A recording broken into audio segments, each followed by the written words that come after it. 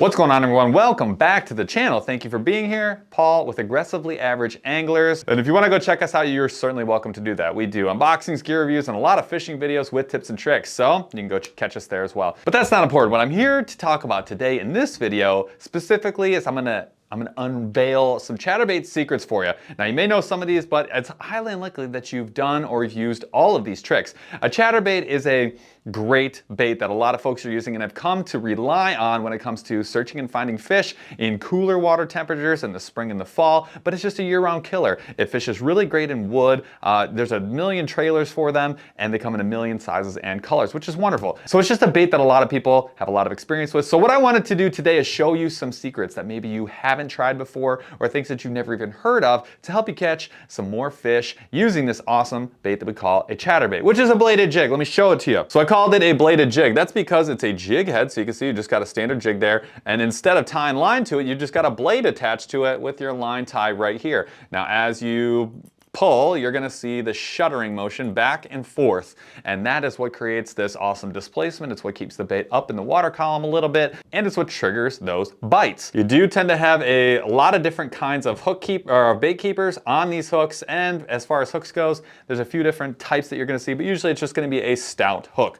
Almost all of these are skirted, but like the Willow Vibe from Z-Man is not skirted, and you could take the skirts off if you so choose, but you can run these on their own with no trailer if you want. But trailers is where I want to start with as far as tips and tricks. A lot of folks tend to just grab a paddle tail like this one. They're gonna match it, they're gonna maybe not match it. It really doesn't matter when it comes to color. I personally like to match, but mixing match is totally fine too. But you're gonna see a lot of paddle tails. Why? Because it gives a little extra kicking action. Some people use a straight tail, so no paddle like this one, so no paddle in the back, just a straight tail. I personally like to start with a straight tail. The straight tail is nice because it mimics the action of the bait. I told you it's gonna shudder a little bit back and forth.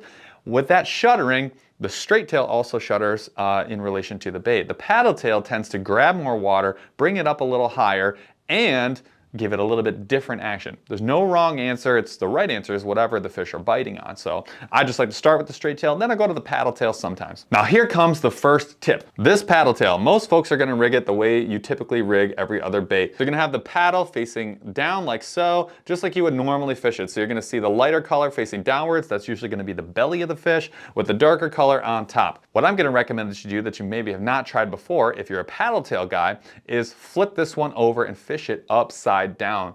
Why in the heck would I recommend that? I'm going to recommend that because it's going to change the action and the profile in the water. It's going to change the action of that paddle tail, and it's actually going to potentially, depending on how stiff the tail is, drive that down a little bit further. So as water catches with this upside down, it's actually going to bring this bait downwards, and it's also going to create a little bit of a tighter action. Not a major change, but if you have been fishing chatterbaits a long time, you'll find that subtle changes can make big changes from a fish's perspective. And this is one of those things that I have found. If I'm maybe getting a couple bites or short strikes, this is a good thing that you can do to maybe switch things up just a little bit and get that fish that you may have missed just before. I do have another tip for you when it comes to trailers. One thing that almost, I won't say nobody, but a lot of folks do not grab or even think to grab is actually a craw as a trailer. Now I have my own preferences when it comes to the types of craws that you want to see for trailers. I like to see one with phalanges on the craws. Now what's a phalange on the craw?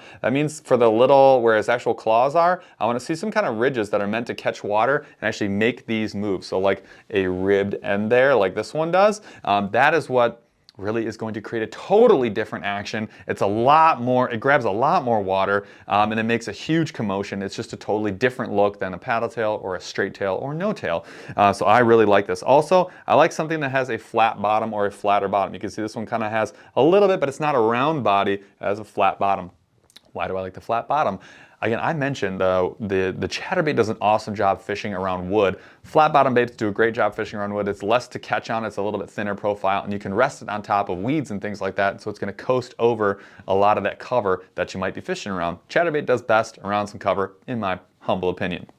So I would say if you're not grabbing one of these, or if you find that you're in darker water, grab yourself a craw, one that's got a lot of action in the actual claws. You might catch fish, again, that you might have missed before. And my last tip, I wouldn't say is like a giant secret, but it's a way of fishing and an idea, a concept of how you would fish a bladed jig that most people, again, never even consider or have never considered, and that's fishing it like you would a blade bait or a jig. What you're gonna do is you're gonna get a heavier size, maybe a ½ ounce is a little bit on the higher end. You're gonna cast it out and you're gonna think in your mind, I'm fishing a jig or a blade bait. Now, what does that really mean? That means letting it go all the way to the bottom. It's not gonna be a cast and retrieve like a crankbait. You're gonna let this go all the way to the bottom, and what you're gonna do is you're gonna hop it up and then let it fall, and hop it up and let it fall. I don't recommend that you drag it unless you have a weed guard. This one does not, but if you have a weed guard, that might be okay, but you're gonna wanna hop it along the bottom. It's gonna shutter up, and then it's gonna have a scissor fall. That's how you fish it. I feel like in colder water, this can be a deadly way to fish a bait like this. It's gonna keep it in the strike zone, which again is at the bottom of the water column. When the water's cooler, those fish are going downwards. It's a great way to catch fish if you're just at the tail end of when they're chasing bait fish. So like this would be early spring or late fall. That's a deadly option for fishing. It also requires different gear. You're absolutely gonna wanna have a leader. You're absolutely gonna wanna have maybe a little bit heavier stick. I still recommend a moderate action, but I think a medium heavy would be the lowest I would wanna go because you're maybe gonna have to pull a fish out of some cover. And you also gotta be a little careful. It's not gonna do so well in that high grass or anything like that, but if you're in a rocky area, some relatively open, this is just a killer way to fish it. So those are my 3 tips, maybe 3 things that you've never thought about trying, that you never heard about trying, and 3 ways that you can mix up your chatterbait game to catch more fish. Again, in review, what are we talking about? We're talking about flipping over that paddle tail, a little tighter action, maybe drive it a little bit further down on the water column than you're currently fishing it. Gonna change up that action. Good for any situation. Just good when you're not catching fish, but you know they're there, something for you to switch it up. Second, throw a craw on there. If you're around a lot of grass and cover, if you're in darker water and you need to make a bigger commotion, go ahead and throw that craw on there. Again, look for something with like a flat belly, flat profile, and a flange on the craw, something that's gonna grab the water and really get those kicky feet, kicky claws kicking. And lastly, this is the real secret. Think about running this, fishing it like a jig or a blade bait instead of like a chatterbait. That means don't just cast it out and retrieve it. That means let it fall all the way to the bottom. Just hop it, almost like you would a jig or a blade bait, again, off the bottom. But again, be considerate of what the bottom composition looks like. You're not gonna wanna do this in heavy grass. You're gonna wanna swim it over heavy grass. Anytime there's any rocks or open water, this is a phenomenal technique, especially in the colder months. So late fall, early spring, this can be absolutely deadly. Hopefully these tips and tricks are something that you can try out and catch more fish on. We hope you have an awesome time. Thanks for checking out this video, and catch you on the next video. See ya. Bye. Goodbye.